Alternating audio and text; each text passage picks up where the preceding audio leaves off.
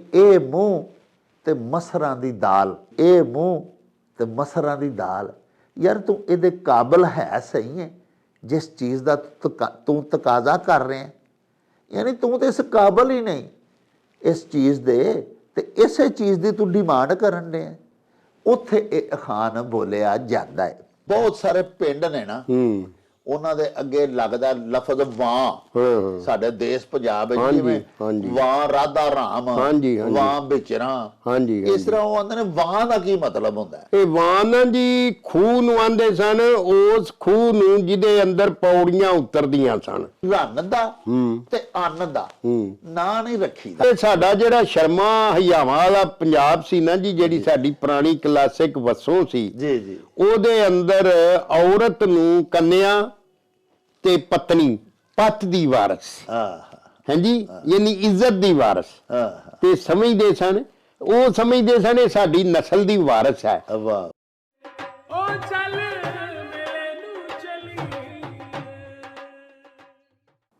ਬਿਸਮਿल्लाहिर्रहमानिर्रहीम। ਸ਼ੁਰੂ ਖੁਦਾ ਦੇ ਨਾਮੋਂ ਜਿਸ ਦਾ ਜੋੜ ਜਵਾਬ ਨਾ ਕੋਈ, ਜਿਸ ਦੀ ਰਹਿਮਤ ਬਖਸ਼ਿਸ਼ ਵਾਲਾ ਅੰਤ ਹਿਸਾਬ ਨਾ ਕੋਈ। ਦੁਨੀਆ ਭਰ ਵਿੱਚ ਵਸਣ ਵਾਲੇ ਪੰਜਾਬੀਓ ਤੇ ਸਾਡੇ ਪਿਆਰੇ ਵੇਖਣ ਵਾਲਿਓ, ਅਸਲਾਮੁ ਅਲੈਕੁਮ, ਸਤਿ ਸ੍ਰੀ ਅਕਾਲ, ਨਮਸਕਾਰ ਤੇ ਢੇਰ ਢੇਰ ਸਲਾਮਾਂ। ਪੰਜਾਬੀ ਮਾਂ ਬੋਲੀ ਦੇ ਜ਼ੁਬਾਨੋ ਅਦਬ ਤੇ ਸਕਾਫਤ ਦੇ ਫਰੋਗ ਤੇ ਵਧਾਵੇ ਤੇ ਚੜ੍ਹਤਲ ਤੇ ਸਿੱਖਿਆ ਲਈ ਸ਼ੁਰੂ ਕੀਤੇ ਜਾਣ ਵਾਲੇ ਤੁਹਾਡੇ ਆਪਣੇ YouTube ਚੈਨਲ ਮੇਲਾ TV ਦੇ ਉੱਤੇ ਤੁਹਾਨੂੰ ਦਿਲ ਦੀਆਂ ਡੂੰਘਾਈਆਂ ਤੋਂ ਸਤ ਬਿਸਮਿਲ੍ਲਾ ਤੇ ਜੀ ਆਇਆਂ ਨੂੰ ਆਖਦੇ ਆ। ਸਾਹਿਬੋ, ਸਾਡੀ ਇਹ ਬੇਨਤੀ ਹੈ ਵੀ ਮੇਲਾ TV ਨੂੰ ਸਬਸਕ੍ਰਾਈਬ ਕਰ ਲਵੋ, ਨਾਲ ਬਣਿਆ ਹੋਇਆ ਘੰਟੀ ਦਾ ਨਿਸ਼ਾਨ ਜ਼ਰੂਰ ਦਬਾਇਆ ਜੇ, ਤਾਂ ਕਿ ਸਾਡੇ तमाम तर ਨੋਟੀਫਿਕੇਸ਼ਨਸ ਸਭ ਤੋਂ ਪਹਿਲਾਂ ਤੁਹਾਡੇ ਤਾਈਂ ਅੱਪੜ ਸਕਣ।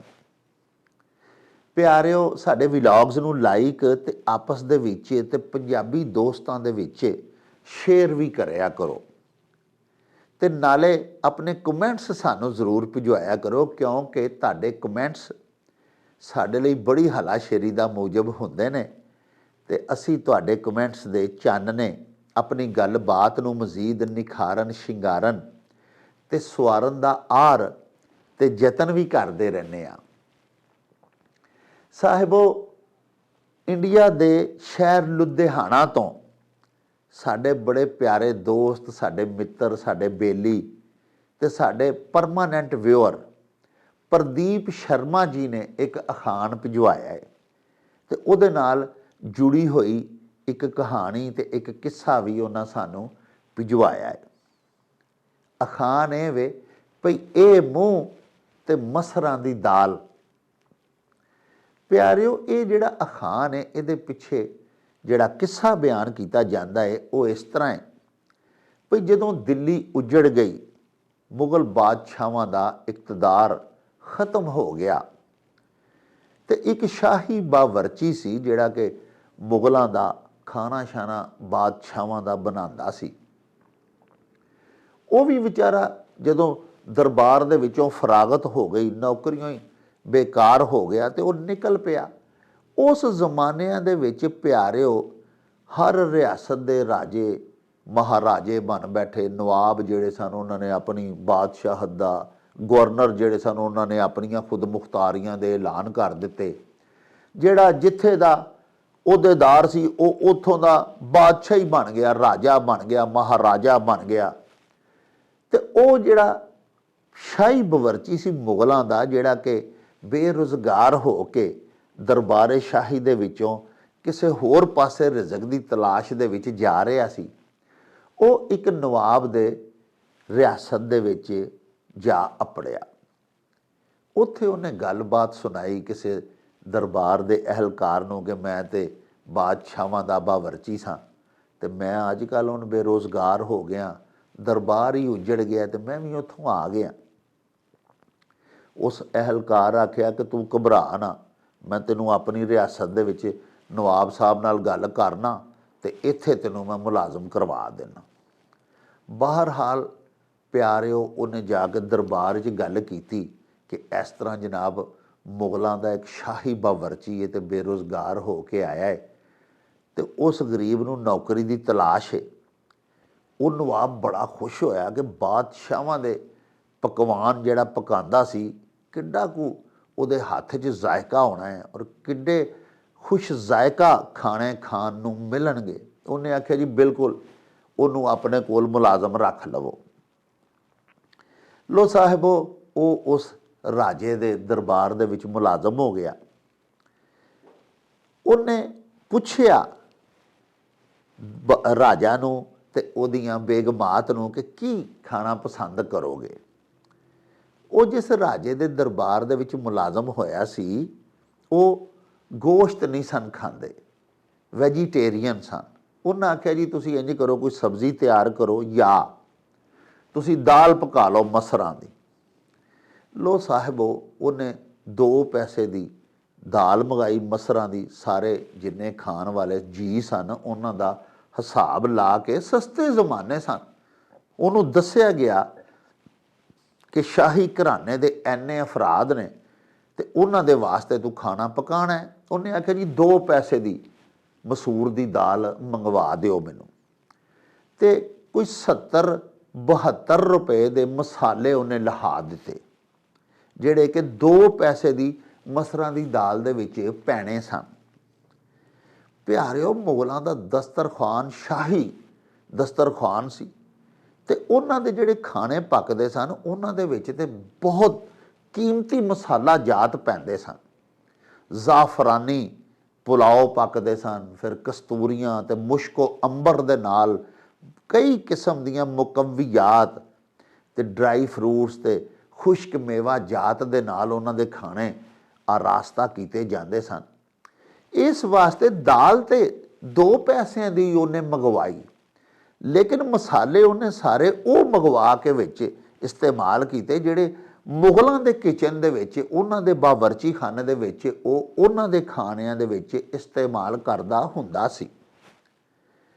ਲੋ ਜੀ, ਜਦੋਂ ਸ਼ਾਮ ਨੂੰ ਖਾਣਾ ਖਾਧਾ ਗਿਆ ਤੇ ਬੇਗਮਾਤ ਨੂੰ ਇਸ ਕਦਰ ਪਸੰਦ ਆਇਆ, ਨਵਾਬ ਸਾਹਿਬ ਦੇ, ਰਾਜਾ ਸਾਹਿਬ ਦੇ ਜਿਹੜੇ ਹਰਮ ਦੇ ਜਿੰਨੇ ਵੀ ਜੀ ਸਨ, ਉਹਨਾਂ ਆਖਿਆ ਕਿ ਜਨਾਬ ਹੁਣ ਨਾ ਕੱਲ੍ਹ ਸਵੇਰੇ ਵੀ ਮਸਰਾਂ ਦੀ ਦਾਲ ਹੀ ਪਕਾਓ, ਕੱਲ੍ਹ ਸ਼ਾਮ ਨੂੰ ਵੀ ਮਸਰਾਂ ਦੀ ਦਾਲ ਹੀ ਪੱਕੀ, ਅਗਲੇ ਦਿਨ ਵੀ ਮਸਰਾਂ ਦੀ ਦਾਲ ਹੀ ਪੂਰਾ ਹਫ਼ਤਾ ਚੱਲਦੀ ਰਹੀ। ਹਫ਼ਤੇ ਬਾਅਦ ਪਿਆਰਿਓ, ਉਹ ਬਖਸ਼ੀ ਜਿਹੜਾ ਸੀ ਨਾ, ਜਿਹੜਾ ਇੰਤਜ਼ਾਮਾਤ ਦਾ ਤੇ ਅਖਰਾਜਾਤ ਦਾ ਹਿਸਾਬ ਕਿਤਾਬ ਰੱਖਦਾ ਸੀ, ਉਹ ਹਫ਼ਤੇ ਬਾਅਦ ਆ ਕੇ ਬਾਦਸ਼ਾਹ ਦੇ ਕੋਲੋਂ ਸਿਗਨੇਚਰ ਕਰਵਾਉਂਦਾ ਹੁੰਦਾ ਸੀ, ਦਸਤਖਤ ਲੈਂਦਾ ਹੁੰਦਾ ਸੀ ਕਿ ਇਸ ਹਫ਼ਤੇ ਦੇ ਵਿੱਚ ਸ਼ਾਹੀ ਬਾਵਰਚੀ ਖਾਨੇ ਦੇ ਵਿੱਚ ਇਹ ਕੁਛ ਪੱਕਿਆ ਤੇ ਇਹ ਖਰਚਾ ਆਇਆ। ਜਦੋਂ ਉਹਨੇ ਲਿਆ ਕੇ ਬਾਦਸ਼ਾਹ ਦੇ ਅੱਗੇ ਹਿਸਾਬ ਰੱਖਿਆ ਤੇ ਬਾਦਸ਼ਾਹ ਹੈਰਾਨ ਹੋ ਗਿਆ। ਉਹਨੇ ਆਖਿਆ ਉਹ 2 ਪੈਸੇ ਦੀ ਤੇ ਦਾਲ ਪੱਕਦੀ ਹੈ ਇੱਕ ਦਿਨ 'ਚ ਤੇ ਉੱਤੇ 72 ਰੁਪਏ ਦੇ ਸਿਰਫ ਮਸਾਲੇ ਇੱਕ ਦਾਲ ਦੀ ਹਾਂਡੀ 'ਚ ਪਾਣ ਡਿਆ। ਇਹ ਬੰਦਾ ਕਿਧਰੇ ਪੈਸੇ ਚੋਰੀ ਨਾ ਕਰਦਾ ਹੋਵੇ। ਉਹਨੇ ਖੈਰ ਜੀ ਬੁਲਾ ਕੇ ਉਸ ਸ਼ਾਹੀ ਬਾਵਰਚੀ ਨੂੰ ਸਰੇ ਦਰਬਾਰ ਬੇਇੱਜ਼ਤ ਕੀਤਾ। ਪਿਆਰਿਓ, ਰਾਤ ਪਈ ਤੇ ਉਸ ਬਾਵਰਚੀ ਨੇ ਆਪਣੇ ਬਾਲ ਬੱਚੇ ਨੂੰ ਜਗਾਇਆ ਤੇ ਆਪਣੇ ਘੋੜੇ 1-2 ਜਿਨ੍ਹਾਂ ਦੇ ਉੱਤੇ ਸਵਾਰ ਹੋ ਕੇ ਉਹ ਮੁਗਲਾਂ ਦੇ ਦਰਬਾਰ ਤੋਂ ਇਸ ਰਿਆਸਤ 'ਚ ਅਪੜਿਆ ਸੀ, ਉਹਨਾਂ ਦੇ ਉੱਤੇ ਆਪਣਾ ਥੋੜ੍ਹਾ ਬਹੁਤਾ ਜਿਹੜਾ ਸਮਾਨ ਉਹਦੇ ਕੋਲ ਸੀ ਉਹਨੇ ਲੱਦਿਆ ਤੇ ਉੱਥੋਂ ਨਿਕਲ ਗਿਆ। ਸੁਬਾਹ ਉੱਠ ਕੇ ਹੁਣ ਬਾਦਸ਼ਾਹ ਦੇ ਹਰਮ ਨੇ ਆਖਿਆ ਜੀ ਕਿ ਖਾਣਾ ਲਿਆਓ। ਉਹ ਪਤਾ ਲੱਗਾ ਜੀ ਤੇ ਉਹ ਬਰਚੀ ਗਾਇਬ ਹੈ। ਉਹ ਸਾਰੀ ਨਸਾ ਭੱਜੀ ਕਰਕੇ ਉਹਦਾ ਪਤਾ ਕਰਾਇਆ ਗਿਆ ਤੇ ਪਤਾ ਲੱਗਾ ਕਿ ਉਹ ਤੇ ਰਾਤ ਦਾ ਨਿਕਲ ਗਿਆ ਹੈ। ਖੈਰ, ਰਾਜਾ ਨੇ ਹੁਕਮ ਦਿੱਤਾ ਕਿ ਉਹਨੂੰ ਫੜ ਕੇ ਲਿਆਓ ਜਿੱਧਰ ਨੂੰ ਵੀ ਗਿਆ।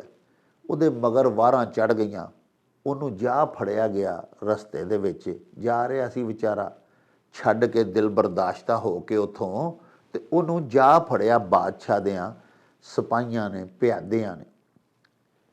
ਉਹ ਹੁਣ ਉਹਨੂੰ ਆਖਣ ਕਿ ਪਿਛਾਂ ਵਾਪਸ ਚੱਲ, ਬਾਦਸ਼ਾਹ ਸਲਾਮਤ ਤੈਨੂੰ ਬੁਲਾ ਰਹੇ ਨੇ। ਮਹਾਰਾਜਾ ਦੀਆਂ ਬੇਗਮਾਤ ਸਾਰੀਆਂ ਬੜੀਆਂ ਜ਼ਬਰਦਸਤ ਨਾਰਾਜ਼ ਨੇ। ਉਹ ਆਂਦੀਆਂ ਨੇ ਉਹ ਕਿੱਥੇ ਗਿਆ, ਉਹਨੂੰ ਹੀ ਲਿਆਓ, ਉਹਦੇ ਹੱਥ ਦੇ ਹੀ ਖਾਣੇ ਪੱਕੇ ਹੋਏ ਖਾਣੇ ਨੇ।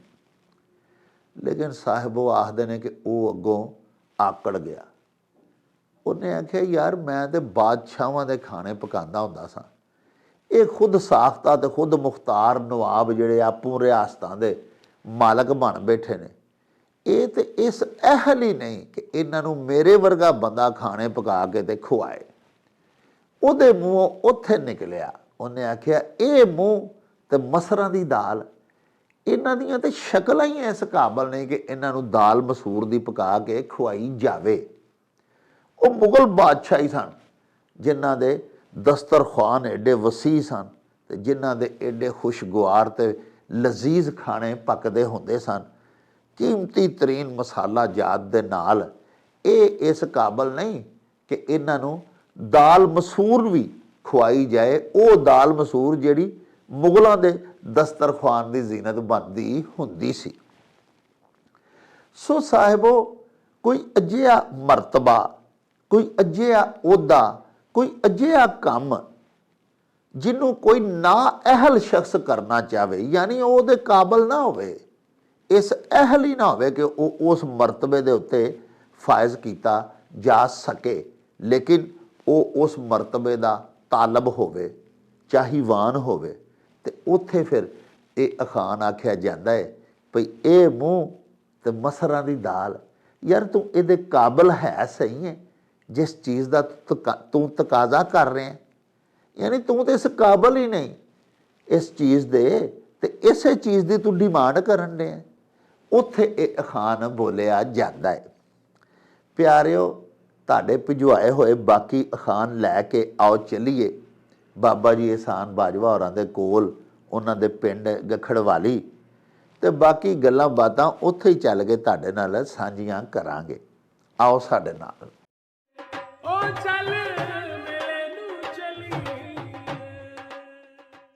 अस्सलामुअलैकुम जनाब बाजवा साहब जी। वालेकुम सलाम डॉक्टर साहब, खैरी आओ जी, खैरी आओ जनाब। बड़ी दुआज़ सर, बड़ी तुहाडी मेहरबानी। अच्छा मेरी सरकार, अज जनाब साडे जेड़े मित्र ने ना जी, सरदार भरा साडे जी जी जी, कुछ परदेसी हो, पिछले कोई एक दो प्रोग्राम है जिन्हां जी असीं उन्हां दा कोई घट खान विच शामिल कीते ने, ਤੇ ਅੱਜ ਕੋਈ ਗਿਲੇ ਆਏ ਨੇ ਸਰਦਾਰਾਂ ਵੱਲੋਂ, ਤੇ ਸਰਦਾਰ ਤੁਹਾਨੂੰ ਪਤਾ ਅਸੀਂ ਉਹਨਾਂ ਦਾ ਗਿਲਾ ਬਰਦਾਸ਼ਤ ਨਹੀਂ ਕਰ ਸਕਦੇ, ਸਾਡੇ ਵੀਰ ਹੋਏ। ਜੀ ਜੀ ਜੀ ਜੀ। ਤੇ ਸਰਦਾਰ ਜਨਾਬ ਸੁਰਜੀਤ ਸਿੰਘ ਹੋਰੀ ਨੇ ਜੀ ਜੀ ਜੀ, ਉਹਨਾਂ ਆਖਿਆ ਜੀ ਕਿ ਬਾਜਵਾ ਸਾਹਿਬ ਜਿਹੜੇ ਨੇ ਉਹ ਮਾਸ਼ਾਅੱਲਾ ਬਹੁਤ ਜ਼ਿਆਦਾ ਉਹਨਾਂ ਦੇ ਸੁਣ ਕੇ ਅਸੀਂ ਤੇ ਸਿੱਖੀਏ ਪੰਜਾਬੀ। ਉਹਨਾਂ ਸਾਰਾ ਆਖਿਆ ਇੱਕ ਤੇ ਜਿਹੜੇ ਬਹੁਤ ਸਾਰੇ ਪਿੰਡ ਨੇ ਨਾ, ਉਹਨਾਂ ਦੇ ਅੱਗੇ ਲੱਗਦਾ ਲਫ਼ਜ਼ ਵਾਂ, ਸਾਡੇ ਦੇਸ਼ ਪੰਜਾਬ ਵਿੱਚ ਜਿਵੇਂ ਵਾਂ ਰਾਧਾ ਰਾਮ, ਵਾਂ ਵਿਚਰਾਂ, ਇਸ ਤਰ੍ਹਾਂ ਉਹ ਆਂਦੇ ਨੇ ਵਾਂ ਦਾ ਕੀ ਮਤਲਬ ਹੁੰਦਾ ਹੈ? ਇਹ ਵਾਂ ਨਾ ਜੀ ਖੂਹ ਨੂੰ ਆਂਦੇ ਸਨ, ਉਸ ਖੂਹ ਨੂੰ ਜਿਹਦੇ ਅੰਦਰ ਪੌੜੀਆਂ ਉਤਰਦੀਆਂ ਸਨ। ਜੀ ਜੀ। ਪੁਰਾਣੇ ਜ਼ਮਾਨੇ 'ਚ ਮੁਗਲਾਂ ਦੇ ਰਾਜ 'ਚ ਸਰਕਾਰੀ ਤੌਰ ਤੇ ਉਹ ਬਣਵਾਉਂਦੇ ਸਨ, ਇਸ ਵਾਸਤੇ ਕਿ ਜਿੱਥੋਂ ਜਾਂਦੇ ਉਹ ਲੰਘਦੇ ਸਨ ਨਾ ਜਦੋਂ ਜੀ, ਮਤਲਬ ਉਹਨਾਂ ਪੜਾਅ ਹੀ ਕਰਨੇ ਹੁੰਦੇ ਸਨ ਆਮ ਤੌਰ ਤੇ, ਫੌਜਾਂ ਲੰਘਦੇ ਸਨ ਤੇ ਉੱਥੇ ਫਿਰ ਉਹ ਖੂਹ ਇੰਜ ਦਾ ਬਣਵਾ ਦਿੰਦੇ ਸਨ ਕਿ ਮਤਲਬ ਇਹ ਵੇ ਕਿ ਥੱਲੇ ਪੌੜੀਆਂ ਉਤਰ ਕੇ ਵੀ ਤੇ ਉਹਦੇ ਤੇ ਕੋਈ ਘੋੜਾ ਛੋੜਾ ਜਾਂ ਖੜ ਕੇ ਜਾਂ ਉਹਦਾ ਪਾਣੀ ਬਾਹਰ ਕੱਢਿਆ ਜਾ ਸਕੇ, ਲਸ਼ਕਰ ਨੂੰ ਪਿਆਣਾ। ਤੇ ਦੂਜੇ ਪਾਸੇ ਉਹਦੇ ਤੇ ਉਹ ਉੱਤਾਂ ਵੀ ਬਣਾਇਆ ਹੁੰਦਾ ਸੀ, ਯਾਨੀ ਉਹਦੇ 'ਚ ਢੋਲ 'ਚ ਰੱਖੜੀ, ਔਰ ਉਹਦੇ ਨਾਲ ਵੀ ਕਿ ਦੋਵਾਂ ਤਰੀਕਿਆਂ ਨਾਲ ਉਹਦੇ ਚੋਂ ਪਾਣੀ ਕੱਢਿਆ ਜਾ ਸਕੇ। ਅਗਰ ਕੋਈ ਵੇਲੇ ਕੋਈ ਦੋਵੇਂ ਚੀਜ਼ਾਂ ਨਾ ਹੋਣ ਤੇ ਬੰਦਾ ਜਿਹੜਾ ਉਂਝ ਥੱਲੇ ਪੌੜੀਆਂ ਉਤਰ ਕੇ ਤੇ ਬੁੱਕ ਭਰ ਕੇ ਪਾਣੀ ਪੀ ਸਕੇ, ਹਾਂਜੀ, ਜਾਂ ਕੋਈ ਬਾਲਟੀ ਭਰ ਕੇ ਪਾਣੀ ਉੱਤੇ ਲਿਆ ਸਕੇ, ਉਹਨੂੰ ਵਾਂ ਆਖਦੇ ਸਨ। ਤੇ ਉਹ ਵਾਂ ਬੱਚਰਾ, ਹਾਂਜੀ, ਇਹ ਜਿਹੜਾ ਬੱਚਾ ਸੀ ਨਾ, ਇਹ ਨਾਇਚ ਦਾ ਪੁੱਤਰ ਸੀ ਬਾਚਰਾ। ਅੱਛਾ ਅੱਛਾ ਅੱਛਾ। ਇਹ ਉਹਨਾਂ ਇਲਾਕਿਆਂ 'ਚ ਉਹ ਉਸੇ ਕਬੀਲੇ ਦੇ ਨਾਂ ਤੇ ਵੇ। ਫਿਰ ਵਾਂ ਮਿਆਣਾ, ਹਾਂਜੀ, ਫਿਰ ਵਾਂ ਰਾਧਾ ਰਾਮ, ਇਹ ਸਾਰੇ। ਇਹਦੇ ਤੋਂ ਇਲਾਵਾ ਵੀ ਇਹ ਖੂਹ ਜਿਹੜੇ ਨੇ ਨਾ ਇਸ ਤਰ੍ਹਾਂ ਦੇ ਕਈਆਂ ਥਾਵਾਂ ਤੇ ਬਣੇ ਹੋਏ ਸਨ। ਮਤਲਬ ਵਾਹ ਕੰਡ ਵੀ ਇੱਕ ਮੈਂ ਬਣਿਆ ਹੋਇਆ ਵੇਖਿਆ ਸੀ। ਫਿਰ ਆ ਜਿਹੜਾ ਕਿਲ੍ਹਾ ਰੋਹਤਾਸ, ਉਹਦੇ ਅੰਦਰ ਵੀ ਇਸ ਤਰ੍ਹਾਂ ਦਾ ਬਣਿਆ, ਹੋਰ ਵੀ ਕਈਆਂ ਥਾਵਾਂ ਤੇ ਬਣੇ ਸਨ। ਤੇ ਇਹ ਉਸ ਵੇਲੇ ਦੀ ਜ਼ਰੂਰਤ ਸੀ, ਜ਼ਾਹਰ ਪਾਣੀ ਦਾ ਬੜਾ ਮਸੈਲ ਸੀ, ਔਰ ਮਤਲਬ ਇਹ ਕਿ ਉਹ ਬੰਦਾ ਛੱਡਦੇ ਸਨ। ਉਹ ਫਿਰ ਲੰਘਦਿਆ ਉਹਨਾਂ ਦੇ ਕੋਲ ਨਕਸ਼ੇ ਦੇ ਮੁਤਾਬਕ ਉੱਥੇ ਫੌਜਾਂ ਨੇ ਪੜਾਅ ਕਰਨੇ, ਤੇ ਉਹ ਥੱਲਿਓਂ ਜਾ ਕੇ ਤੇ ਉਹਨਾਂ ਬਾਲਟੀਆਂ ਪਰ ਉਂਝ ਵੀ ਲੋਕੀ ਜਿਹੜੇ ਨੇ ਉੱਥੋਂ ਪਾਣੀ ਜਿਹੜਾ ਨਾ ਮਤਲਬ ਇਹ ਭਰ ਕੇ ਲਈ ਆਉਂਦੇ ਸਨ, ਹਾਂਜੀ। ਤੇ ਇਹ ਉਹਨਾਂ ਤੇ ਤਰੀਕਾ ਬਣਾਇਆ ਸੀ ਕਿ ਇੱਕ ਪਾਸੇ ਥੱਲੇ ਨੂੰ ਪੌੜੀਆਂ ਉਤਾਰਦੇ ਸਨ ਜਿਹੜੀਆਂ ਪਾਣੀ ਦੇ ਲੈਵਲ ਤੱਕ ਜਾਂਦੀਆਂ ਸਨ। ਵਾਹ ਵਾਹ। ਹਾਂਜੀ, ਬਲਕਿ ਪਾਣੀ ਦੇ ਲੈਵਲ ਤੋਂ ਥੋੜਾ 2-3 ਪੌੜੀਆਂ ਥੱਲੇ ਵੀ ਹੁੰਦੀਆਂ ਸਨ, ਕਿਉਂਕਿ ਕਈ ਵਾਰੀ ਜੇਠ ਚ ਚੋਇਆ ਜਿਹੜਾ ਪਾਣੀ ਦਾ ਥੋੜਾ ਥੱਲੇ ਚਲਾ ਜਾਂਦਾ ਹਾਂਜੀ, ਤੇ ਤਾਂ ਕਿ ਫਿਰ ਉਹ ਪਾਣੀ ਅਗਰ ਨੀਵਾਂ ਵੀ ਹੋ ਜਾਏ ਤੇ ਉਥੋਂ ਮਸਲਾ ਨਾ ਹੋਵੇ ਜੀ। ਵਾਹ। ਹਾਂਜੀ ਹਾਂਜੀ। ਲੋ ਜੀ ਪਿਆਰਿਓ, ਸਰਦਾਰ ਹੋਰਾਂ ਦੇ ਸਾਡੇ ਕੋਲ ਸਵਾਲ ਪੁੱਛਿਆ, ਲੇਕਿਨ ਸਾਡੇ ਸਾਰੇ ਜਿਹੜੇ ਵੇਖਣ ਵਾਲੇ ਨੇ ਉਹਨਾਂ ਦੀ ਖਿਦਮਤ ਦੇ ਵਿੱਚ ਇਹ ਅਰਜ਼ ਹੈ ਵੀ ਬਾਜਵਾ ਸਾਹਿਬ ਦੱਸਿਆ ਵੀ ਵਾਂ ਜਿਹੜਾ ਲਫ਼ਜ਼ ਹੈ ਨਾ ਜੀ, ਇਹ ਖੂਹ ਨੂੰ ਆਖਿਆ ਜਾਂਦਾ ਸੀ। ਤੇ ਖੂਹ ਵੀ ਵੱਡੇ ਵੇਖੋ ਨਾ, ਸਾਡੇ ਆਮ ਜਿਹੜੇ ਖੂਹ ਹੁੰਦੇ ਨੇ ਪਿੰਡਾਂ 'ਚ ਅਸੀਂ ਵੇਖਿਆ ਖੂਹ ਜਾਂ ਖੂਹਾਂ, ਉਹਨਾਂ ਦੇ ਉੱਤੇ ਢੋਲ ਚਰਖੜੀ ਲੱਗੀ ਹੁੰਦੀ ਹੈ, ਉਹਦੇ ਵਿੱਚ ਰੱਸੀ ਦੇ ਨਾਲ ਬੋਕਾ ਵੱਜਾ ਹੁੰਦਾ ਤੇ ਅਸੀਂ ਉੱਤੇ ਹੀ ਖਲੋ ਕੇ ਨਾ ਇੰਜ ਚਰਖੜੀ ਨੂੰ ਘੁਮਾ ਕੇ ਤੇ ਥੱਲਿਓਂ ਪਾਣੀ ਖਿੱਚ ਕੇ ਬਾਹਰ ਕੱਢ ਲੈਨੇ ਆ। ਲੇਕਿਨ ਵਾਂ ਅਜੇ ਖੂਹ ਸਨ ਕਿ ਜਿਨ੍ਹਾਂ ਦੇ ਉੱਤੇ ਇਹ ਸਾਰਾ ਨਿਜ਼ਾਮ ਢੋਲ ਚਰਖੜੀ ਵਾਲਾ ਵੀ ਹੁੰਦਾ ਸੀ, ਉੱਤੇ ਖਲੋ ਕੇ ਵੀ ਬੰਦਾ ਥੱਲਿਓਂ ਪਾਣੀ ਬੋਕੇ ਰੱਸੇ ਰਾਹ ਕੱਢ ਸਕਦਾ ਹੁੰਦਾ ਸੀ। ਲੇਕਿਨ ਜ਼ਿਆਦਾ ਪਾਣੀ ਕੱਢਣ ਦੇ ਵਾਸਤੇ ਜਿਵੇਂ ਬਾਜਵਾ ਸਾਹਿਬ ਫਰਮਾਇਆ ਵੀ ਲਸ਼ਕਰ ਜੀ ਜਾ ਕੇ ਉੱਥੇ ਪੜਾਂ ਕੀਤਾ ਹਾਂਜੀ, ਤੇ ਉਹ ਫਿਰ ਥੱਲਿਓਂ ਘੋੜੇ ਜਾਂ ਹਾਥੀ ਨੂੰ ਥੱਲੇ ਖੜ ਕੇ ਤੇ ਉਹਦੇ ਉੱਤੇ ਮਸ਼ਕਾਂ ਦੇ ਨਾਲ ਪਾਣੀ ਲੱਦ ਕੇ ਤੇ ਉੱਤੇ ਵੀ ਫਿਰ ਬੰਦੇ ਔਰ ਜਾਨਵਰ ਥੱਲੇ ਜੇ ਪਾਣੀ ਤੱਕ ਐਕਸੈਸ ਉਹਨਾਂ ਨੂੰ ਹੁੰਦੀ ਸੀ। ਅਜੇ ਖੂਹਾਂ ਨੂੰ ਵਾਂ ਆਖਿਆ ਜਾਂਦਾ ਸੀ। ਤੇ ਜਿੱਥੇ ਫਿਰ ਇਹੋ ਜਿਹੇ ਖੂਹ ਹੁੰਦੇ ਸਨ ਉੱਥੇ ਆਲੇ ਦੁਆਲੇ ਵਸੋਂ ਹੋ ਗਈ। ਪਿਆਰਿਓ, ਚੂੰਕਿ ਪਾਣੀ ਇੱਕ ਬੁਨਿਆਦੀ ਇਨਸਾਨੀ ਜ਼ਰੂਰਤ ਹੈ ਤੇ ਇਸ ਵਾਸਤੇ ਇਹ ਸ਼ੁਰੂ ਤੋਂ ਹੀ ਸਾਡੀ ਧਰਤੀ ਦਾ ਇਹ ਅਸੂਲ ਰਿਹਾ, ਇਨਸਾਨੀ ਵਸੇਬ ਜਿਹੜੀ ਹੈ ਉਹ ਉੱਥੇ ਹੀ ਹੁੰਦੀ ਰਹੀ ਜਿੱਥੇ ਪਾਣੀ ਕਰੀਬ ਹੁੰਦਾ ਸੀ। ਦਰਿਆਵਾਂ ਦੇ ਕੰਢਿਆਂ ਤੇ, ਨਹਿਰਾਂ, ਬਰਸਾਤੀ ਨਾਲੇ ਜਿਹੜੇ ਜਿੱਥੋਂ ਲੰਘਦੇ ਸਨ, ਉਹਨਾਂ ਦੇ ਦੰਦਿਆਂ ਦੇ ਆਲੇ ਦੁਆਲੇ ਕਰੀਬ ਇਨਸਾਨਾਂ ਨੇ ਵਸੋਂ ਕਰ ਲੈਣੀ। ਇਸ ਵਾਸਤੇ ਇਹ ਜਿੱਥੇ ਫਿਰ ਖੂਹ ਅਜੇ ਬਣਾਏ ਗਏ ਜਿਨ੍ਹਾਂ ਦੇ ਥੱਲੇ ਤੋੜ ਤੱਕ ਐਕਸੈਸ ਹੋ ਜਾਂਦੀ ਸੀ ਇਨਸਾਨਾਂ ਦੀ ਵੀ ਤੇ ਜਾਨਵਰਾਂ ਦੀ ਵੀ, ਉੱਥੇ ਵੀ ਆਬਾਦੀਆਂ ਬਣ ਗਈਆਂ ਤੇ ਫਿਰ ਉਹਨਾਂ ਦੇ ਨਾਂ ਪਿੰਡਾਂ ਦੇ ਉਸ ਖੂਹ ਦੇ ਨਾਂ ਤੋਂ ਪੈ ਗਏ। ਜਿਵੇਂ ਦੱਸਿਆ ਬਾਜਵਾ ਸਾਹਿਬ ਵੀ ਵਾਂ ਰਾਧਾ ਰਾਮ, ਵਾਂ ਮਿਆਣਾ, ਇਹ ਸਾਰੇ ਉਹ ਖੂਹ ਜਿਨ੍ਹਾਂ ਦੇ ਦੁਆਲੇ ਫਿਰ ਆਬਾਦੀਆਂ ਹੋ ਗਈਆਂ। ਤੇ ਬਾਜਵਾ ਸਾਹਿਬ ਇਹ ਦੱਸੋ ਨਾ ਵੀ ਇੱਕ ਤੇ ਵਾਂ ਆਖਦੇ ਸਨ ਪਿੰਡਾਂ ਨੂੰ, ਇੱਕ ਮੇਰੀ ਸਰਕਾਰ ਬਹੁਤ ਜ਼ਿਆਦਾ ਸਾਡੇ ਪਿੰਡ ਨੇ ਜਿਨ੍ਹਾਂ ਦੇ ਨਾਲ ਗੜ ਲੱਗਦਾ ਹੈ। ਹਾਂਜੀ, ਗੜ ਜਿਨ੍ਹਾਂ ਦੇ ਨਾਲ ਲੱਗਦਾ ਉੱਥੇ ਕੋਈ ਨਾ ਕੋਈ ਕਿਲਾ ਹੋਏਗਾ ਕਿਸੇ ਵਕਤ। ਜੀ ਜੀ। ਕਿਉਂਕਿ ਸਿੱਖਾਂ ਦੇ ਦੌਰ 'ਚ ਵੀ ਜਿਹੜਾ ਉਦੋਂ ਜਿਹੜਾ ਸਿੱਖਾਂ ਦੀਆਂ ਮਿਸਲਾਂ ਦਾ ਦੌਰ ਸੀ, ਉਹਨਾਂ ਨੇ ਛੋਟੇ ਛੋਟੇ ਕਿਲੇ ਬੜੇ ਬਣਾਏ ਸਨ ਜੀ। ਉਦੋਂ ਪਹਿਲਾਂ ਵੀ ਮੁਗਲਾਂ ਦੇ ਦੌਰ 'ਚ ਵੀ ਜਿੱਥੇ ਜਿੱਥੇ ਕਿਲੇ ਆਏ ਸਨ ਉਹਨਾਂ ਜਗ੍ਹਾ ਦੇ ਨਾਲ ਜਾਂ ਤੇ ਗੜ ਲੱਗਦਾ ਸੀ ਜਾਂ ਕੋਟ ਲੱਗਦਾ ਸੀ। ਅਗਰ ਗੜੀ ਲੱਗਦਾ ਸੀ ਤੇ ਉੱਥੇ ਛੋਟਾ ਕਿਲਾ ਹੁੰਦਾ ਸੀ। ਵਾਹ ਵਾਹ। ਗੜੀ ਛੋਟੇ ਕਿਲੇ ਨੂੰ ਆਖਦੇ ਸੀ, ਜਿਵੇਂ ਗੜੀ ਖੁਦਾ ਬਖਸ਼। ਹਾਂਜੀ, ਜਿਵੇਂ ਗੜੀ ਖੁਦਾ ਬਖਸ਼ੇ, ਹੋਰ ਵੀ ਬੜੇ ਗੜੀ ਦੇ ਨਾਂ ਤੋਂ ਹੈ, ਗੜੀ ਦੇ ਨਾਂ ਤੋਂ ਬੜਾ ਹਾਂਜੀ। ਤੇ ਕੋਟ ਤੇ ਗੜ ਇਹ ਜਿੱਥੇ ਜਿੱਥੇ ਵੀ ਲੱਗਦੇ ਸਨ ਨਾ, ਉੱਥੇ ਮਤਲਬ ਇਹ ਕਿ ਉਹਦੇ ਨਾਲ ਮਤਲਬ ਜਿਸ ਤਰ੍ਹਾਂ ਸਿਆਲਕੋਟ ਹੈ ਜੀ, ਤੇ ਇਹ ਸਿਆਲਾਂ ਦਾ ਕੋਟ ਮਤਲਬ ਉਸ ਵੇਲੇ ਜਿਹੜਾ ਕਿਲਾ ਬਣਾਇਆ ਗਿਆ ਉਹਦੇ ਨਾਂ ਤੋਂ ਇਹ ਮਸ਼ਹੂਰ ਹੋ ਗਿਆ। ਤੇ ਇਹ ਜਿਹੜਾ ਸੀ ਨਾ ਗੜ ਜਾਂ ਗੜੀ ਜਾਂ ਕੋਟ, ਜਿਸ ਤਰ੍ਹਾਂ ਵੇਖੋ ਨਾ ਕੋਟਵਾਲ, ਅੱਛਾ ਕੋਟਵਾਲ ਜਿਹੜਾ ਕਿਲੇ ਦਾ ਮੁਹਾਫਿਜ਼ ਹੁੰਦਾ ਸੀ ਉਹਨੂੰ ਆਂਦੇ ਸਨ। ਜਿੰਨਾ ਜਗ੍ਹਾ ਤੇ ਕਿਲੇ ਬਣੇ ਸਨ ਤੇ ਬਾਹਰ ਫਿਰ ਦਰਵਾਜ਼ੇ ਬਣੇ ਸਨ ਸ਼ਹਿਰਾਂ ਦੇ ਦੁਆਲੇ, ਤੇ ਜਿਹੜਾ ਉਹਨਾਂ ਕਿਲਿਆਂ ਦਾ ਜਿਹੜਾ ਰਾਖਾ ਵੱਡਾ ਹੁੰਦਾ ਸੀ ਨਾ, ਚੀਫ, ਉਹਨੂੰ ਕੋਟਵਾਲ ਆਂਦੇ ਸਨ, ਜਿਹਨੂੰ ਫਾਰਸੀ 'ਚ ਕੋਤਵਾਲ ਕਰ ਦਿੱਤਾ ਕਿਉਂਕਿ ਫਾਰਸੀ 'ਚ ਟੇ ਨਹੀਂ ਸੀ, ਉਹ ਫਿਰ ਉਹ ਕੋਤਵਾਲ ਜਿਹੜਾ ਨਾ, ਤੇ ਉਹ ਅੱਜ ਵੀ ਆ ਥਾਣਾ ਕੋਤਵਾਲ ਲਾਹੌਰ ਦੇ ਵਿੱਚ ਕੋਤਵਾਲੀ ਗੇਟ ਵੀ ਹੈ। ਹਾਂਜੀ, ਇਹ ਬੁਨਿਆਦੀ ਤੌਰ ਤੇ ਯਾਨੀ ਲਫ਼ਜ਼ ਇਹ ਵੀ ਪੰਜਾਬੀ ਦਾ ਕੋਟਵਾਲ। ਹਾਂਜੀ, ਕੋਟਵਾਲ ਜਿਹਨੂੰ ਫਾਰਸੀ 'ਚ ਕੋਤਵਾਲ ਕਰਨਾ ਪੈ ਗਿਆ ਕਿਉਂਕਿ ਫਾਰਸੀ 'ਚ ਟੇ ਹੈ ਨਹੀਂ, ਹਾਂਜੀ, ਉਹ ਫਿਰ ਕੋਤਵਾਲ ਕਰਤਾ ਗਿਆ। ਜਿਹੜਾ ਉਹ ਸਾਰੇ ਕੋਟ ਦਾ, ਕਿਲੇ ਦਾ, ਯਾਨੀ ਉਹਨਾਂ ਗੇਟਾਂ ਦੀ ਰਖਵਾਲੀ ਦਾ ਜਿਹੜਾ ਵੱਡਾ ਇੰਚਾਰਜ ਹੁੰਦਾ ਸੀ ਨਾ ਜੀ, ਹਾਂਜੀ, ਕੋਈ ਵੀ ਮਸਲਾ ਮਸਾਇਲ ਜਿਹੜਾ ਅੰਦਰ ਜਾਣ ਦਾ, ਬਾਹਰ ਆਉਣ ਦਾ, ਕਿਸੇ ਦੀ ਪਾਬੰਦੀ ਲਾ ਦੇਣੀ ਪੈ, ਬੰਦਾ ਅੰਦਰ ਨਾ ਜਾਏ, ਬਾਹਰ ਨਾ ਜਾਏ। ਜਿਵੇਂ ਬੁੱਲੇ ਸ਼ਾਹ ਤੇ ਅੰਦਰ ਕੋਟਵਾਲ ਕਸੂਰ ਦੇ ਜਿਹੜੇ 12 ਦਰਵਾਜ਼ੇ ਸਨ ਉਹਨਾਂ ਦੇ ਅੰਦਰ ਵੜਨ ਤੇ ਪਾਬੰਦੀ ਲਾਈ ਹੋਈ ਸੀ ਹੁਸੈਨ ਖਾਂ ਵਾਲੀਏ ਕਸੂਰ ਨੇ, ਹਾਂਜੀ, ਕਿ ਇਹ ਬੰਦਾ ਕਾਫਰਾਂ ਵਾਲੀਆਂ ਗੱਲਾਂ ਕਰਦਾ, ਬਕੌਲ ਉਹਨਾਂ ਦੇ, ਹਾਂਜੀ, ਤੇ ਇਹਦੇ ਨਾਲ ਲੋਕਾਂ ਦਾ ਸਲਾਮ ਕਿਤੇ ਥਿੜਕਣ ਜਾਂ ਥੁੜਕਣ ਦਾ ਖਤਰਾ ਹੈ, ਇਸ ਵਾਸਤੇ ਇਹਨੂੰ ਸ਼ਹਿਰ 'ਚ ਨਾ ਵੜਨ ਦਿਓ, ਹਾਂਜੀ। ਉਹ ਫਿਰ ਉਹ ਜਿਹੜੇ ਸਨ ਨਾ ਕੋਤਵਾਲ ਦੇ ਅੱਗੋਂ ਮਤਲਬ ਕਿ ਨੌਕਰ ਵਗੈਰਾ, ਉਹਨਾਂ ਨੂੰ ਇਹ ਦੱਸਿਆ ਗਿਆ ਸੀ ਜੀ। ਤੇ ਉਂਝ ਵੀ ਜਿਹੜਾ ਉਹਨੂੰ ਬੰਦ ਕਰ ਦਿੰਦੇ ਸਨ, ਰਾਤ ਨੂੰ ਗਲੀਆਂ ਛੋਟੀਆਂ ਰੱਖੀਆਂ ਜਾਂਦੀਆਂ ਸਨ ਉਸ ਜ਼ਮਾਨੇ 'ਚ, ਤਾਂ ਕਿ ਜਦੋਂ ਬਾਹਰੋਂ ਹਮਲਾਵਰ ਆਉਣ ਤੇ ਉਹ ਘੋੜਿਆਂ ਤੇ ਚੜ ਕੇ ਅੰਦਰ ਵੜਨਾ ਉਹਨਾਂ ਲਈ ਮੁਸ਼ਕਲ ਹੋ ਸਕੇ। ਦੂਜਾ, ਗਲੀਆਂ ਨੂੰ ਇਹੋ ਜਿਹੇ ਇੱਕ ਮਸਲੇ ਮਸਾਇਲ ਦੇ ਵੇਲੇ ਬੰਦ ਆਸਾਨੀ ਨਾਲ ਕੀਤਾ ਜਾ ਸਕਦਾ ਸੀ, ਹਾਂਜੀ। ਉਹ ਫਿਰ ਦੋਵਾਂ ਸਾਈਡਾਂ ਤੋਂ ਗਲੀ ਬੰਦ ਕਰ ਦਿਓ ਤੇ ਉਹ ਨਾ ਅੰਦਰ ਫਿਰ ਵੜਨਾ ਜਿਹੜਾ ਹੱਲਾਗੀਰ ਹੁੰਦਾ ਜਾਂ ਹਮਲਾਵਰ ਹੁੰਦਾ ਉਹਦੇ ਵਾਸਤੇ ਜ਼ਰਾ ਔਖਾ ਹੋ ਜਾਂਦਾ। ਵਾਹ, ਹਾਂਜੀ ਲਓ ਜੀ ਪਿਆਰਿਓ, ਅਸੀਂ ਬੜੇ ਮਸ਼ਕੂਰ ਹਾਂ ਆਪਣੇ ਪਿਆਰੇ ਦਰਸ਼ਕ ਸਰਦਾਰ ਸੁਰਜੀਤ ਸਿੰਘ ਹੋਰਾਂ ਦੇ।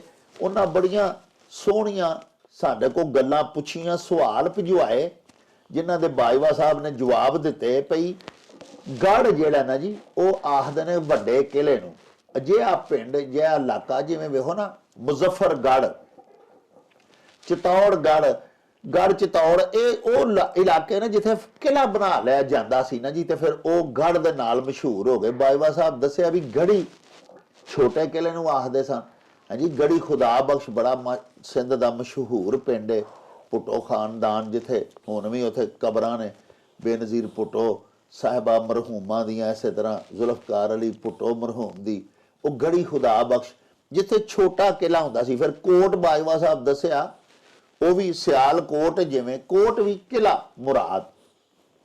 ਹੋਰ ਇੱਕ ਸਾਡੇ ਬੱਚਿਆਂ ਨੂੰ, ਅੱਜ ਕੱਲ ਦੀ ਸਾਡੀ ਜੋਕੀ ਪੀੜ੍ਹੀ ਨੂੰ ਨਵਾਂ ਲਫ਼ਜ਼ ਜਿਹੜਾ ਬਾਜਵਾ ਸਾਹਿਬ ਦੱਸਿਆ ਵੀ ਕੋਟਵਾਲ। ਕੋਟਵਾਲ ਉਹਨੂੰ ਆਖਿਆ ਜਾਂਦਾ ਸੀ ਜਿਹੜਾ ਕਿਲੇ ਦੀ ਹਿਫਾਜ਼ਤ ਦੇ ਉੱਤੇ ਜਿਹੜੀ ਸਿਕਿਉਰਿਟੀ ਫੋਰਸ ਹੁੰਦੀ ਸੀ, ਉਹਦਾ ਜਿਹੜਾ ਚੀਫ ਸਿਕਿਉਰਿਟੀ ਅਫਸਰ ਹੁੰਦਾ ਸੀ ਨਾ ਜੀ, ਸਰਬਰਾਹ, ਉਹ ਕੋਟਵਾਲ ਹੁੰਦਾ ਸੀ। ਹੁਣ ਫਾਰਸੀ ਦੇ ਹਰੂਫ ਅਬਜਦ ਜਿਹੜੇ ਨੇ ਉਹਨਾਂ ਦੇ ਵਿੱਚ ਟੇ ਨਹੀਂ ਹੁੰਦਾ। ਫਿਰ ਇਹ ਜਦੋਂ ਆਏ ਮੁਗਲ ਬਾਦਸ਼ਾਹ, ਸਰਕਾਰੀ ਜ਼ੁਬਾਨ ਫਾਰਸੀ ਹੋ ਗਈ, ਫਿਰ ਇਹ ਕੋਤਵਾਲ ਹੋ ਗਿਆ, ਟੇ ਦੀ ਜਗ੍ਹਾ ਤੇ ਤੇ ਬੋਲਣ ਲੱਗ ਪਿਆ।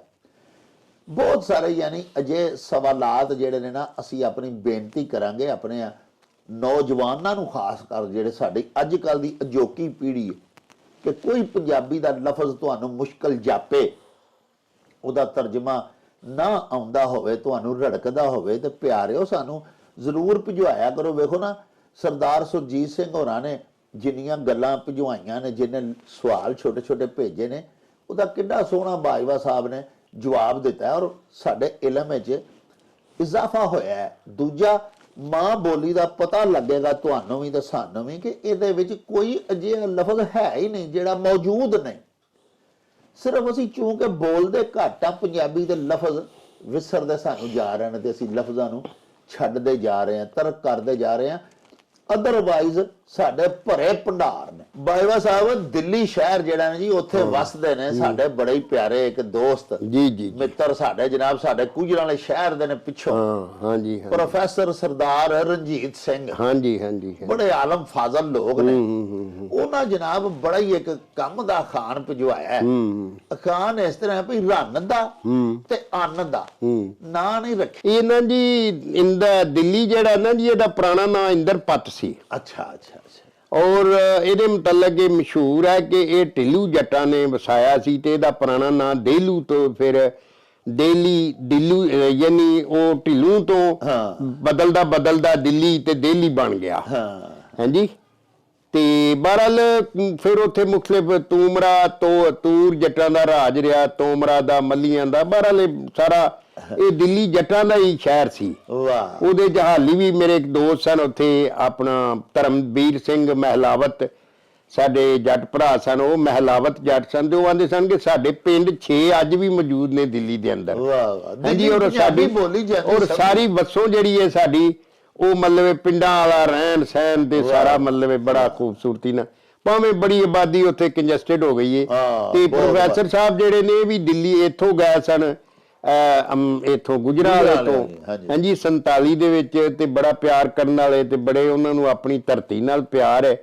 ਔਰ ਉਹ ਮਤਲਬ ਇਹ ਕਿ ਬੜਾ ਉਹਨਾਂ ਦੀ ਖੂਬੀ ਹੈ ਕਿ ਉਹਨਾਂ ਹੁਣ ਤੱਕ 35 ਦਫਾ ਕੁਰਾਨ ਪਾਕ ਪੜ੍ਹਿਆ ਹੈ। ਵਾਹ ਵਾਹ ਵਾਹ ਯਾਨੀ ਕੁਰਾਨ ਉਹ ਫਾਰਸੀ ਅੱਖਰ ਵੀ ਜਾਣਦੇ ਨੇ ਔਰ ਉਹ ਆਂਦੇ ਨੇ ਮੈਂ ਨਿੱਕੇ ਹੁੰਦਿਆਂ ਕੁਰਾਨ ਪੜ੍ਹਿਆ ਸੀ ਜਦੋਂ ਮੈਂ ਗੁਜਰਾਂ ਵਾਲੇ ਆਇਆ ਸਾਂ ਔਰ 35 ਦਫਾ ਅਗਲੇ ਦਿਨ ਮੈਨੂੰ ਦੱਸਦੇ ਸਨ ਕਿ ਮੈਂ ਹੁਣ ਤੱਕ 35 ਦਫਾ ਕੁਰਾਨ ਪਾਕ ਨੂੰ ਪੂਰੇ ਤਰਜਮੇ ਨਾਲ ਤੇ ਪੂਰਾ ਮਤਲਬ ਸਮਝ ਕੇ ਪੜ੍ਹਿਆ। ਵਾਹ ਵਾਹ ਵਾਹ ਜੀ ਤੇ ਅਖਾਨ ਉਹਨਾਂ ਭੇਜਿਆ ਸਰਕਾਰ ਜੀ ਜੀ ਕੋਈ ਰਨ ਦਾ ਹਾਂਜੀ ਤੇ ਅੰਨ ਦਾ ਹਾਂਜੀ ਨਾਂ ਨਹੀਂ ਰੱਖੀਦਾ। ਹਾਂਜੀ ਇਹ ਸਾਡਾ ਜਿਹੜਾ ਸ਼ਰਮਾ ਹਯਾਵਾਂ ਵਾਲਾ ਪੰਜਾਬ ਸੀ ਨਾ ਜੀ, ਜਿਹੜੀ ਸਾਡੀ ਪੁਰਾਣੀ ਕਲਾਸਿਕ ਵਸੋਂ ਸੀ ਜੀ ਜੀ, ਉਹਦੇ ਅੰਦਰ ਔਰਤ ਨੂੰ ਕੰਨਿਆ ਤੇ ਪਤਨੀ ਪਤ ਦੀ ਵਾਰਸ ਹਾਂਜੀ ਯਾਨੀ ਇੱਜ਼ਤ ਦੀ ਵਾਰਸ ਤੇ ਸਮਝਦੇ ਸਨ, ਉਹ ਸਮਝਦੇ ਸਨ ਇਹ ਸਾਡੀ ਨਸਲ ਦੀ ਵਾਰਸ ਹੈ, ਇਹਨੂੰ ਇਹਦਾ ਕੋਈ ਵੀ ਪੁੱਠਾ ਨਾਂ ਨਹੀਂ ਰੱਖਣਾ ਹਾਂਜੀ, ਕੋਈ ਇਹਨੂੰ ਪੁੱਠੇ ਨਾਂ ਨਾਲ ਨਹੀਂ ਸੱਦਣਾ, ਇਹਨੂੰ ਇੱਜ਼ਤ ਦੇਣੀ ਹੈ।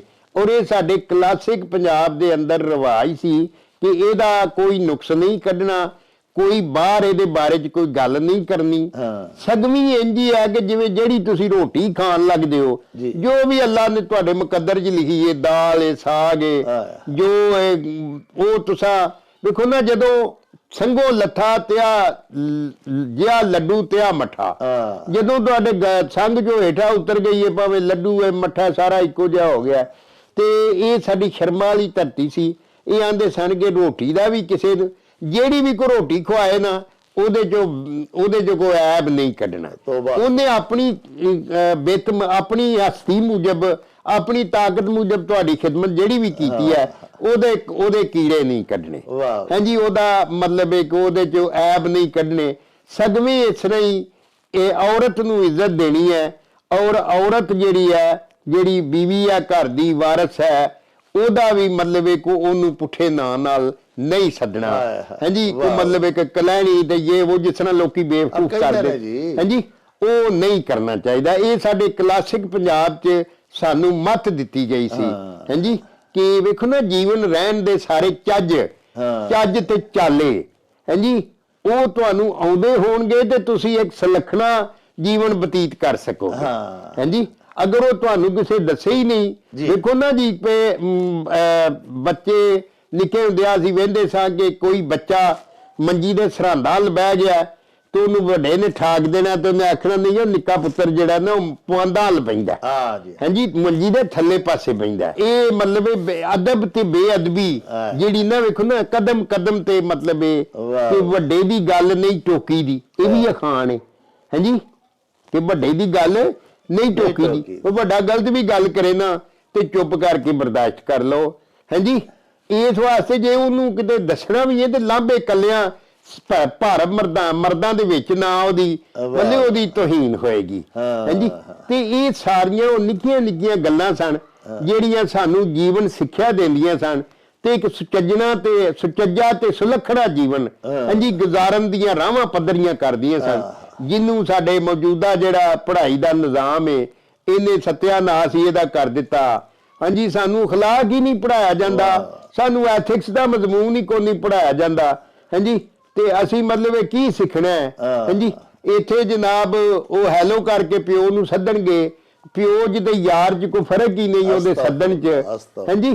ਤੇ ਇਹਦੇ ਨਾਲ ਜਾਂ ਮਾਵਾਂ ਜਿਹੜੀਆਂ ਨੇ ਧੀਆਂ ਮਾਵਾਂ ਨਾਲ ਕਲਾਮ ਕਰਨ ਲੱਗੀਆਂ ਇਸ ਤਰ੍ਹਾਂ ਹੀ ਬਦ ਕਲਾਮੀ ਕਰਨਗੀਆਂ ਤੇ ਉਹਨਾਂ ਨੂੰ ਜਿਹੜਾ ਇਹ ਵੇਖੋ ਨਾ ਜੀ, ਘਰ ਜਿਹੜਾ ਸਿੱਖਿਆ ਦਾ ਕੇਂਦਰ ਹੁੰਦਾ ਹੈ, ਸਿੱਖਿਆ ਦਾ ਇੱਕ ਮਰਕਜ਼ ਹੁੰਦਾ ਹੈ, ਤਰਬੀਅਤ ਗਾਹ ਜਿਹਨੂੰ ਅਸੀਂ ਆਨੇ ਹਾਂਜੀ। ਤੇ ਜੇ ਇੱਥੋਂ ਜਿਹੜੀ ਤਰਬੀਅਤ ਲੈ ਕੇ ਜਾਣੀ ਹੈ ਉਹ ਅਗਲੇ ਪਾਸੇ ਜਦੋਂ ਬੱਚਿਆਂ ਦੇ ਵਿਆਹ ਹੋਣੇ ਨੇ ਤੇ ਜਿੰਨੀ ਸਿੱਖਿਆਕਾਰ ਹੋਏਗੀ, ਧੀ ਭੈਣ ਚੰਡ ਕੇ ਘੱਲੀ ਹੋਏਗੀ, ਉਨੀ ਅੱਗੇ ਜਾ ਕੇ ਉਹ ਕਾਮਯਾਬ ਹੋਏਗੀ ਹਾਂਜੀ।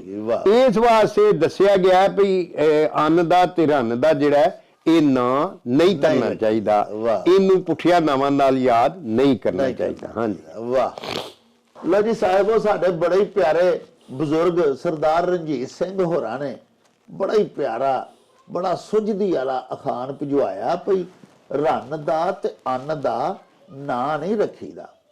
ਯਾਨੀ ਇਹ ਦੋ ਅਜਿਹੀਆਂ ਚੀਜ਼ਾਂ ਨੇ ਜਿਨ੍ਹਾਂ ਨੂੰ ਇਹਤਰਾਮ ਦੇਣਾ ਚਾਹੀਦਾ। ਪਿਆਰਿਓ, ਰਿਜ਼ਕ ਤੇ ਅੱਲਾਹ ਪਾਕ ਸੱਚਾ ਸਾਹਿਬ ਦਿੰਦਾ। ਹੁਣ ਘਰ ਦੇ ਵਿੱਚ ਜਿਹੜਿਆਂ ਹੱਥਾਂ ਕੋਲੋਂ ਅਸੀਂ ਹਰ ਰੋਜ਼ ਬੜੀਆਂ ਮਜ਼ੇਦਾਰ ਖਾਣੇ ਪਕਵਾਨ ਖਾਣੇ ਆ, ਕਿਸੇ ਦਿਨ ਤਕਦੀਰੀ ਨਮਕ ਵੱਧ ਪੈ ਜਾਏ, ਲੂਣ ਵੱਧ ਪੈ ਜਾਏ ਹਾਂਡੀ 'ਚ, ਤੇ ਅਸੀਂ ਬੁਲਾ ਕੇ ਆਪਣੀ ਉਸੇ ਖਤੂਨੇ ਖਾਨਾ ਨੂੰ ਝਾੜਨ ਲੱਗ ਪੈਨੇ ਆ ਵੀ ਤੈਨੂੰ ਹਾਂਡੀ ਪਕਾਉਣ ਦਾ ਚੱਜ ਨਹੀਂ, ਵਿੱਚ ਇੰਨਾ ਲੂਣ ਪਾ ਛੱਡੇ, ਗੱਡਾ ਲੂਣ ਦਾ ਵਿੱਚ ਸੜ ਛੱਡਿਆ, 100 ਗੱਲਾਂ ਕਰਦੇ ਆ। ਉਹ ਇਸ ਤਰ੍ਹਾਂ ਕਰਨਾ ਨਹੀਂ ਚਾਹੀਦਾ। ਉਹਦੇ ਨਾਲ ਸਿਰਫ ਉਹਦੀ ਕੱਲੀ ਖਤੂਨੇ ਖਾਨਾ ਜਿਹੜੀ ਘਰ ਦੀ ਔਰਤ ਹੈ ਨਾ ਜੀ, ਸਿਰਫ ਉਸ ਕੱਲੀ ਦੀ ਤੋਹੀਨ ਨਹੀਂ, ਅੱਲਾਹ ਪਾਕ ਦੇ ਰਿਜ਼ਕ ਦੀ ਵੀ ਅਸੀਂ ਤੁਸੀਂ ਵੇਖੋ ਨਾ ਤੇ ਫਿਰ ਨਿੰਦਿਆ ਕਰਨੇ ਆ। ਇਹ ਇੰਜ ਨਹੀਂ ਹੋਣਾ ਚਾਹੀਦਾ ਬਿਲਕੁਲ। ਇਹ ਦੋ ਅਜਿਹੀਆਂ ਚੀਜ਼ਾਂ ਨੇ। ਸਾਡੇ ਵੇਖੋ ਕਿੰਨਾ ਖੂਬਸੂਰਤ ਸਮਾਜ ਸੀ, ਸਾਡਿਆਂ ਬਜ਼ੁਰਗਾਂ ਕੈਸੀਆਂ ਗੱਲਾਂ ਬਣਾਈਆਂ ਕਿ ਤੁਸੀਂ ਆਪਣੀ ਬੀਵੀ ਦਾ ਆਪਣੇ ਮੂੰਹੋਂ, ਆਪਣੇ ਘਰ ਆਪਣੀ ਧੀ ਦਾ, ਆਪਣੀ ਭੈਣ ਦਾ ਕੋਈ ਗੁਨਾਹ ਰੱਖ ਲੈਂਦੇ ਹੋ।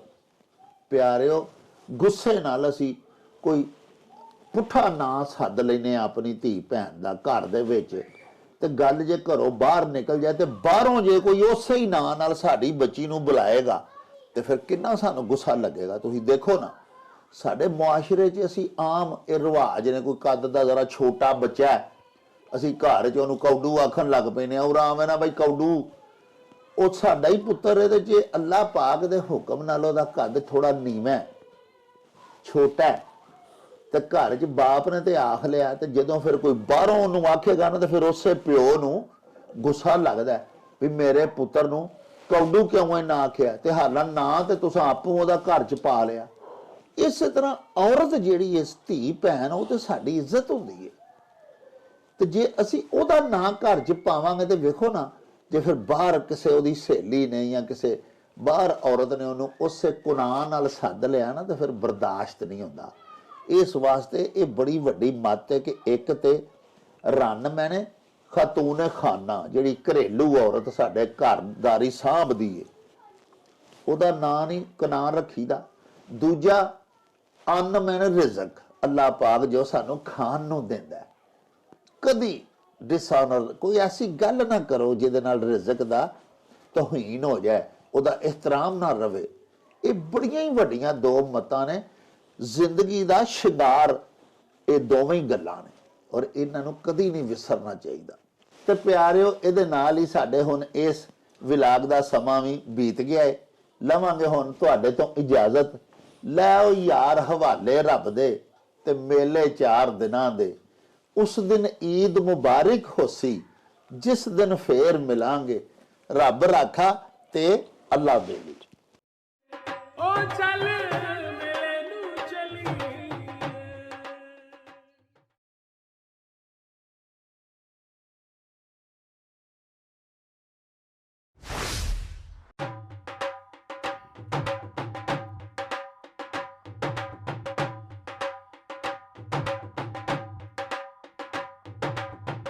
ਰੌਣਕ ਹੋ ਜਾਊ ਛੱਟ ਵੇ, ਚੱਲ ਮੇਲੇ ਨੂੰ ਚਲੀਏ।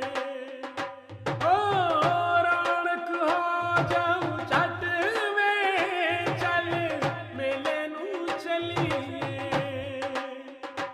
ਮੱਲਾ ਕੱਢ ਕੁੜਦੇ ਦੇ ਵੱਟ ਵੇ, ਚੱਲ ਮੇਲੇ ਨੂੰ ਚਲੀਏ।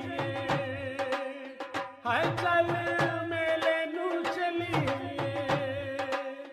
ਓ ਚੱਲ